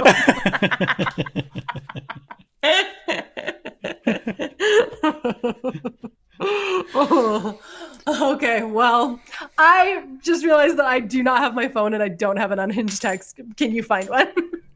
It shouldn't be too hard. So I do have one that I got from Dad. So when I was visiting Dad, Mom, we went in October last year. We went for a walk on the beach. And I took a bunch of pictures of my kids on the beach or whatever. And I posted them to Instagram. And Dad then screenshot every single one of them, sent them to me, and said, Jacqueline, I sent you some pictures from today. And they are all screenshots of my pictures, complete with the text that I had put on them. I was like, Dad, where do you think these pictures came from? Anytime I'm in a conversation with Dad or in the same room as Dad, which these days, unfortunately, isn't that often, but there will inevitably be a moment where he's like, hey, Ryan, when you got a minute, I need some help clearing some space on my phone. And I'm like, all right, well, like tell me a little bit about that. Maybe I can help you right now. He's like, I think it might be the photos. I'm like, all right, cool. How many photos do you have? And he'll be like, I have like 17,393 photos. And I'm like, really? And I like open up the app. What? It's all screenshots of pictures. It's just all screenshots of pictures.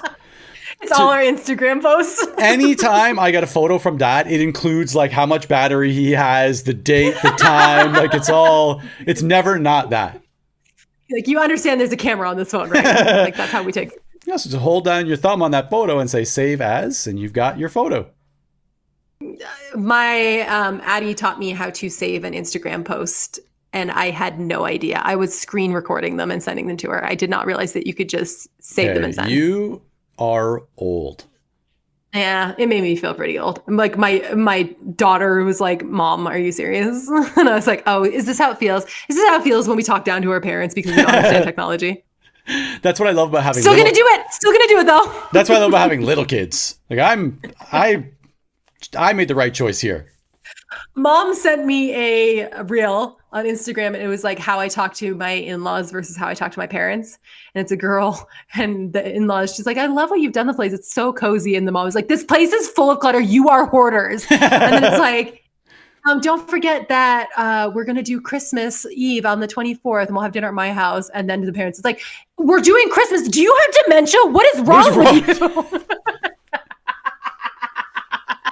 Mom was like, this feels a little familiar. I was like, okay, yes, you have dementia and you are a hoarder. What can I say? It's exactly what it is. Last thing I'll say before we wrap this one up. On the weekend, helping some friends move, and the friends they've just built a new house. It's a 3-level house out here, and the husband's mother is going to be living on the first floor. They are going to be living on the second and third floor. Their bedrooms are on the third floor. And when her mom, the wife's mother, heard that this house is almost complete, she's announced that she's moving down from Tokyo to also live with them. So they're going to have the wife's mother living on the second floor, the husband's mother living on the first floor, and them sleeping in bedrooms on the third floor. The husband's mother has her own like kitchen and stuff on the first floor, and then the wife's mother and the rest of the family will share everything on the second floor.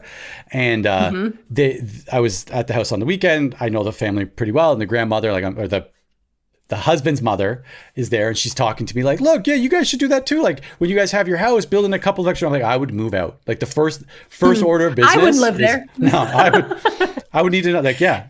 And if Mom had to live with another grown woman, she would be the monkey ripping its arm off.